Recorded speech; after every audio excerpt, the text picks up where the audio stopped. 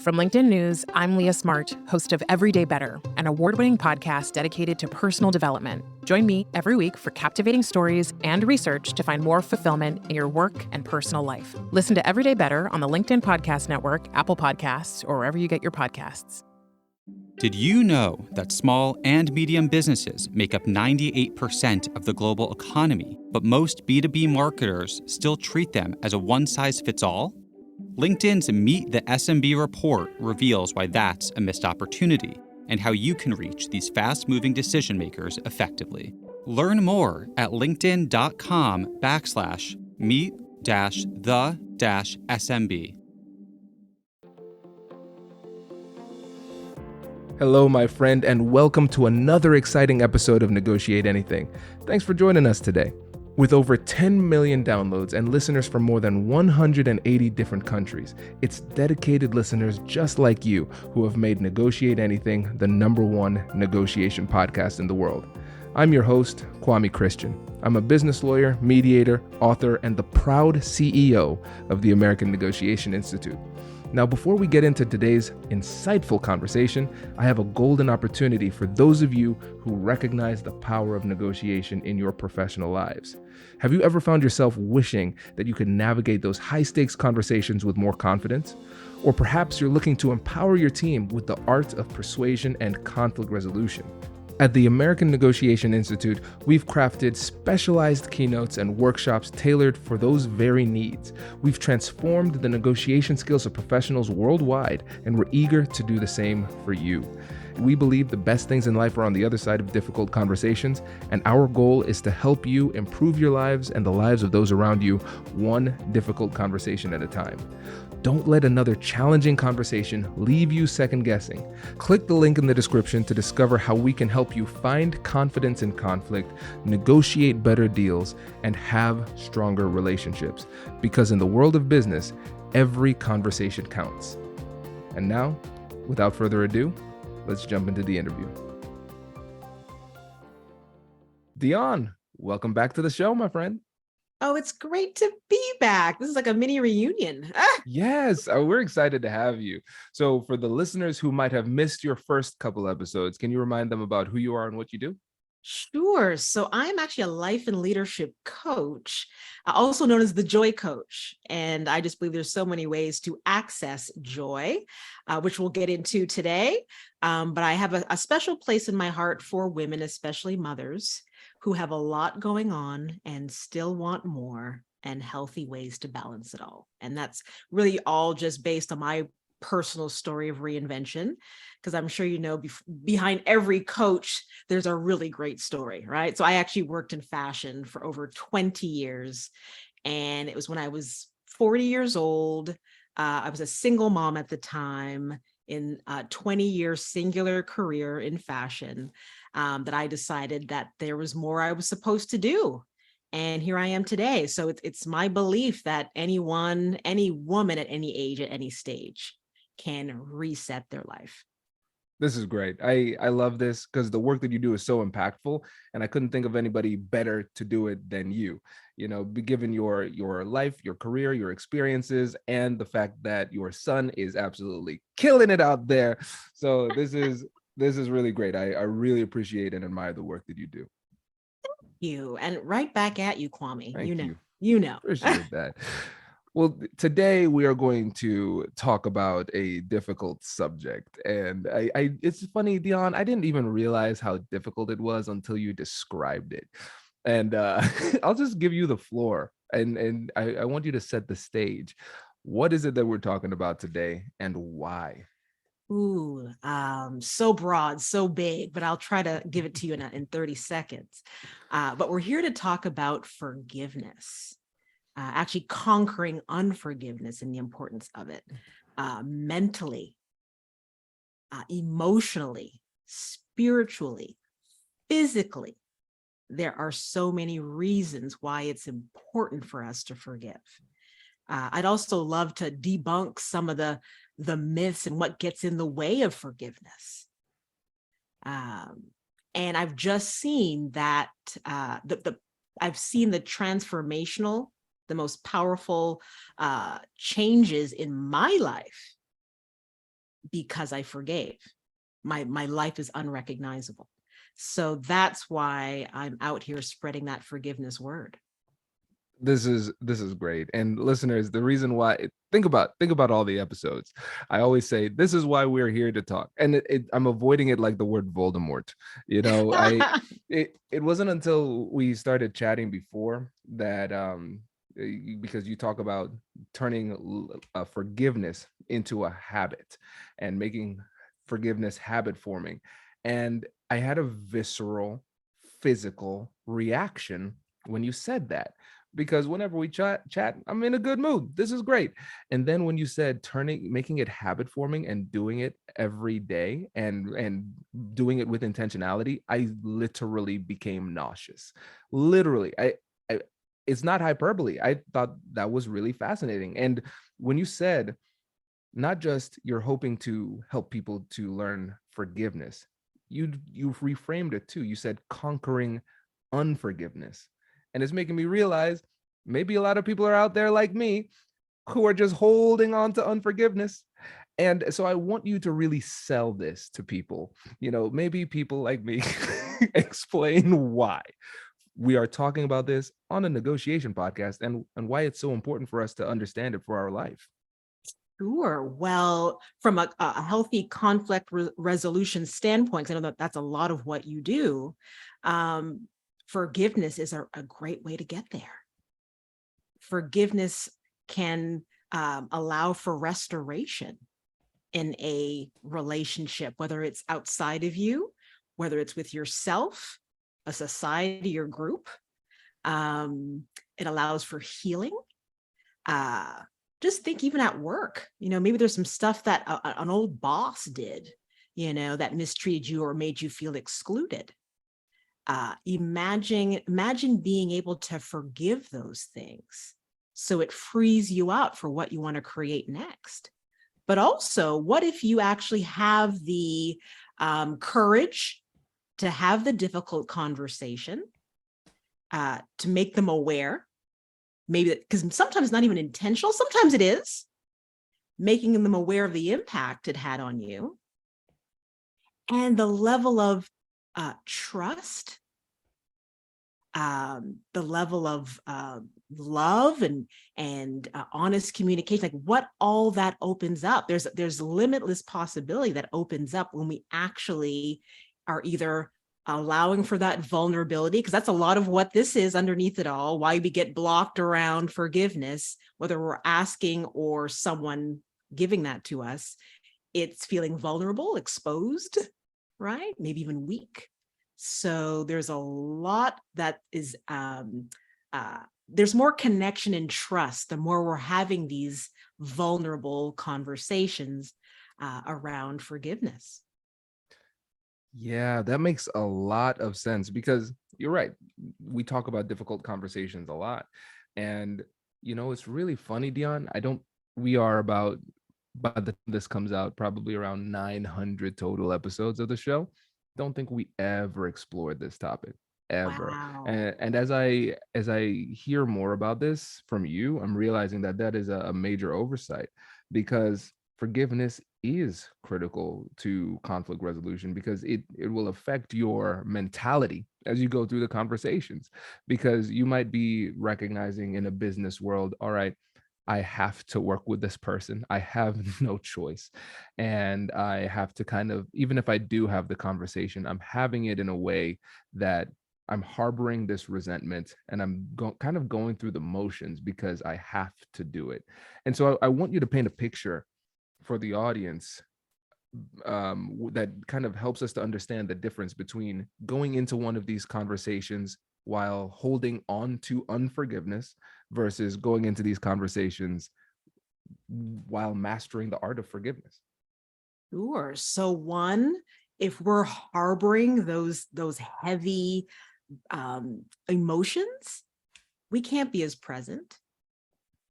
We may not have as much bandwidth for that person. So the patience, there may be some shortness. So energetically, it's already impacting your interactions with that person. But if you can actually have the open, honest conversation that it requires humility, depending who, again, both sides, believe it or not, there's always an opportunity for us to own something in those forgiveness conversations. So having the maturity, the humility, all of that's very disarming. And again, can further build that relationship in a way where you're free and clear, because you're building trust with that person in addition to that connection. And every time we forgive, we're being loved. We're offering grace and mercy. So that can only improve the relationship, to allow for a more psychologically safe place to work and voice. If you have, even outside of this, if there's ideas, if there's things you want to bring, you feel more safe. Just as that is a launching pad, starting with forgiveness. I think this is right. And you're right. Harboring these emotions, it holds you back from connecting, and the vibe changes. People can feel that. And then requiring maturity and humility. When you made those 2 points, I became convinced of this one thing. I'm seeing it really clearly, Dionne. Clearly, Whitney sent you today.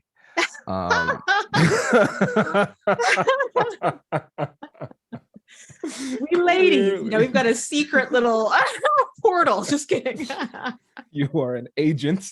I'm being duped. No, this is really great. This is really great. And as you started describing this, it made me realize that probably a big portion of why people struggle with forgiveness is because they don't fully understand what it is. So how would you describe forgiveness? Hello, my friends. Before we get back to today's episode, I want to ask you a question. Have you ever wondered how to elevate your team's negotiation game and how you can help the folks on your team have better, difficult conversations? At the American Negotiation Institute, we offer transformative keynotes and workshops tailored to empower professionals with top-tier negotiation and conflict resolution skills. Whether it's a keynote for your next event or hands-on training for your team, we've got you covered. Don't just negotiate. Master the art with the American Negotiation Institute. Click the link in the description to find out more. Elevate, negotiate, and succeed. Small and medium businesses don't have time to waste, and neither do marketers trying to reach them. On LinkedIn, more SMB decision makers are actively looking for new solutions to help them grow, whether it's software or financial services. Our Meet the SMB report breaks down how these businesses buy and what really influences their choices. Learn more at linkedin.com/meet-the-SMB. That's linkedin.com/meet-the-SMB. Sure. So it's a deliberate act, right? It's not giving up. It's not giving in. It's forgiving. It is a gift that you're offering. And this is what's interesting. A lot of people think it's about the other person, but it's really about liberating yourself. So it's a conscious, deliberate decision to release anger, resentment, in order to, and this is it. And it's regardless. I think that's the key here. Regardless of whether you get the apology. So it's deliberate, it's conscious, it's not passive, it is active, and you may or may not get that apology. So I want to be vulnerable on this podcast as I summarize real quick, because you're saying it's deliberate. We have to do this with intentionality. And I think I really appreciate the fact that you made it clear that this is not giving up or giving in. And you made it clear also that it's really about you, mostly letting go of those emotions. And what's funny, and this is the thing, because when we think about the way that the human mind works, we're going to have some instinctual responses in certain circumstances. And a lot of times when it comes to trying to be a good person, be a good negotiator, be in a good relationship, and generally not be toxic. A lot of times it requires you to fight those natural instincts, to do what you don't want to do in the moment. And it's so funny. But the reason why I give this lengthy psychological disclaimer is because I'm going to share what was in my head as you were saying this. I was like, okay, so I'm not giving up, I'm not giving in. And okay, I'm releasing my emotions. That's great. I can do that. I don't want to feel bad anymore. I can release that. And then when you said the person doesn't apologize, regardless of whether or not the person doesn't apologize, I said, I wonder if there's a way for me to release my emotions and still get revenge. Does that count as forgiveness? It does not. And I was like, wow, Kwame, you need therapy. Boy, my God. So this is great. Okay, so let's go deeper into this, because again, we're recognizing that this is about releasing our own emotions, but we are going to be the greatest barrier to this process. And during this process, we're going to be blaming other people, other circumstances, and saying they are making me feel this way. And I feel as though sometimes we need permission almost to release. How do we get to that stage where we're even okay with embarking on this journey? Well, I love how you were physically pointing at me, just, hypothetically. Yeah. But if you notice how many fingers are pointing back, so that alone is a reminder, right? There is always something we can own, or, what's the work that I need to do on my side of the street? Whether it's a shift in mindset, maybe it's, looking at the story and how you can actually more powerfully reframe that. Perfect example. I just wrapped up a 5-week Conquering Unforgiveness mastermind. And there was a young lady who still was harboring a lot of anger and resentment towards her mother. But she was committed to this journey of forgiveness because she wanted to be a better human for her son. So that was the real driving force for her. She said, I know that hurt people. And this is what blew me away, but she said, but healed people heal people. Yeah.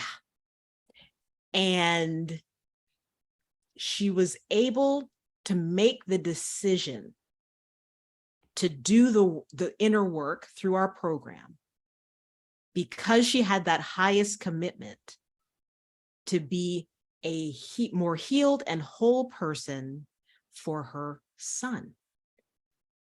So sometimes it's you can get there by actually really connecting to your big what for, above and beyond whatever they did to you. It's possible. That's powerful. Yeah, I think one of the things that makes that so powerful is that it takes that focus off of yourself and off of what the other person did or what the circumstances are. And I think that gives us clarity because it's perspective. Because I can it's funny. I can think about some of my friends who might have been harboring resentment, and I would try to coach them through letting it go. Hey, I can see from the outside looking in, this is not good for you. It's making you sick. You're distracted. You're not well right now. But then it feels so good when it's me. I'm like, yeah, man, I like being mad. And and I think it's really important to take that step outside of ourselves to see the bigger picture. And one of the things that you said in passing, but I think is so powerful, is reframing the story. Reframing the story, because we all have stories. The person on the other side has a story. We have a story. But when they have a story, it's a story.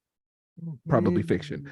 When it's not a story, it's fact. This is what happened, right? And so first of all, how do we start to release ourselves from that narrative, like becoming okay with that? And then how do we actually go about doing it? Sure. Well, a big one that came up, and it actually relates to the story I just gave you. A big one is taking the labels off. So for example, our mother is supposed to have it all together because she's mom. But what do we know? many times, right, our parents are just doing the best that they can because they've still got that little girl or little boy inside, and maybe they were never taught how to say I love you and hug, or whatever the thing is. It could be even more, hurtful what took place. But a lot of times they're acting out from their own traumas. So that's another way that one of the ladies in our group was able to get there, when she recognized that, hey, mom had her own stuff. She didn't know how. And I can even speak of a personal story of mine, because my son's father, unfortunately, there was infidelity. We were together for 17 years, college sweethearts. I thought we were going to get married. Unfortunately, like I said, he stepped out on the relationship. How was I able to get to forgiveness? I didn't have all this figured out back then, but it was just intuitive. One, it was connecting to my highest commitment, because the most important thing for me was for my son to have and know that he had two parents that were going to work together, and he would know that, they had his back. And I'm happy to say that we did create a very healthy, loving co-parenting relationship. And we just flew out last year together to get our son settled in to college. So one, it was connected to that highest commitment. The other one was, and you may know the book, The Four Agreements. I've heard about it. I haven't read it yet. Great resource actually for forgiveness, because one of them is basically generous assumptions, or they're doing the best they can with what they have at the time. So my son's father didn't grow up with his dad. He had several, I think about 8 children outside of him, with at least 5 different mothers. So what was his model? What was his example? As much as he said, I don't want to ever be like him, he actually, carried on that cycle. He has a child with me and 2 others after me. So for me, he's remorseful. He's grown up since then. But at the time, I could stay angry at him, but really, he was doing the best that he could with what he knew at the time. He had no other example. So that empathy is huge. Getting that wider lens, that zooming out, as you mentioned, is a really, powerful way to get there. The reframing, the taking the labels off. He's my son's father. He should know better. Yeah, that's so powerful. And again, those labels are attached to those stories. The label is a story. And so we could just simply rewrite it in a way that's more powerful and empowering for us, and healthier for sure. Yes. And I know some people are listening to this and they're saying, okay, it sounds good. I understand that I might feel better, but what if I allow myself to feel better and that makes me lose my edge in the relationship? Because this resentment I feel is protecting me because they did me wrong. And if I start to feel okay again, then I might put myself in a position to get hurt again. So what would you say to that person? So it's not the anger and the resentment that's protecting you. That's actually killing you. You might have heard that quote. Holding on to resentment and unforgiveness is like drinking rat poison and thinking the other person's going to die. So that's not protecting you. But what does protect you are boundaries.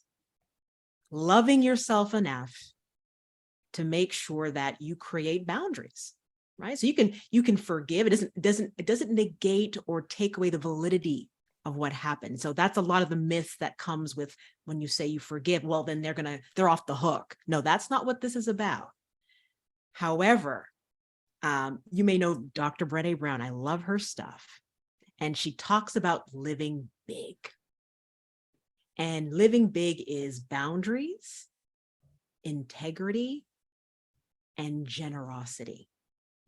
So when we're putting in clear boundaries with someone where there has been a breakdown, that's important. to make sure you're going to teach that person how to treat you going forward so that you can allow the same thing over again and over again. So that's not what forgiveness is. Just saying, okay, forgive, and you can keep doing the same thing. That's not what it is. You're releasing for your own well-being and personal growth and putting boundaries in place, living in integrity, right? So being impeccable in terms of your word and how you will conduct yourself with that person, making sure you're staying in alignment with your core values and beliefs, whether that's having being connection to this person or not, what's best serving me. So being in integrity with that, and then being generous.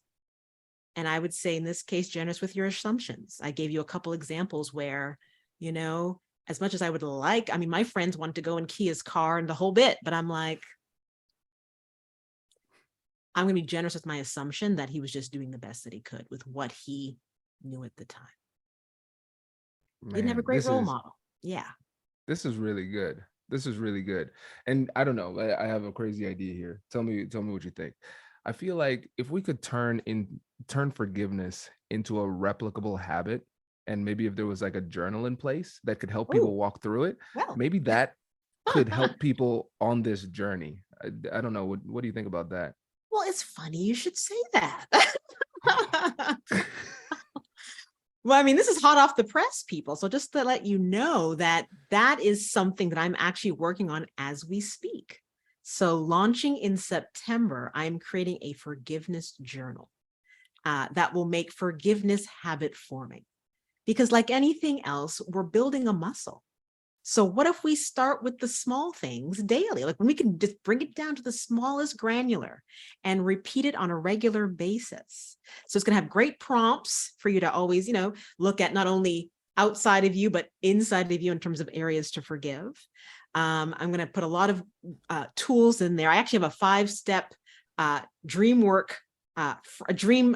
framework that I created to help get you to forgiveness in a more systematic way.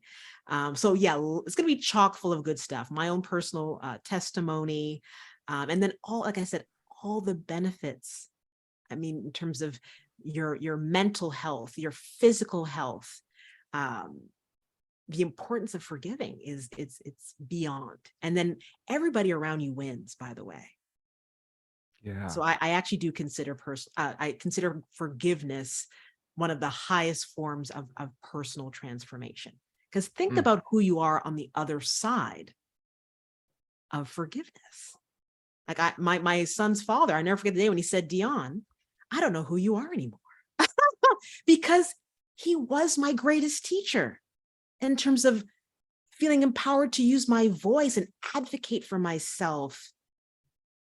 Right? So those things that we think were happening to us, they really were happening for us. And then we can actually feel the feels and get to the point where we can allow ourselves to release all of it, get the lesson, and forgive. This is so good, Dionne. And I know what the listeners are thinking. They're thinking to themselves, number one, I need to get this journal. Yes. Number two, clearly Kwame needs to get the journal too. so this is good. We'll put the link to your website, the pre-order for the journal, and everything in the description. Dionne, another masterclass. Really appreciate you joining us today. Oh man, thank you so much. And I forgot to put in here, I will be doing a keynote on forgiveness in Atlanta. It's a women's leadership conference in 2024. So February 21st, 2024.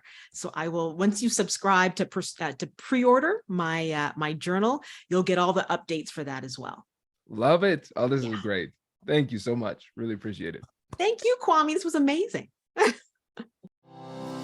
Congratulations, you've just joined an elite club. By listening to a full episode, you're now officially on the Negotiate Anything team. So welcome aboard. What most team members do is they subscribe to the podcast because that allows them to automatically get the latest episodes of the show. The best things in life lie on the other side of difficult conversations. Keep learning, keep practicing, and keep getting better. Your relationships will improve, your career will soar, and you'll have the confidence you need to get the most out of these crucial conversations. Again, thank you for joining the team. We're excited to have you, and I will see you in the next episode. I'll catch you later.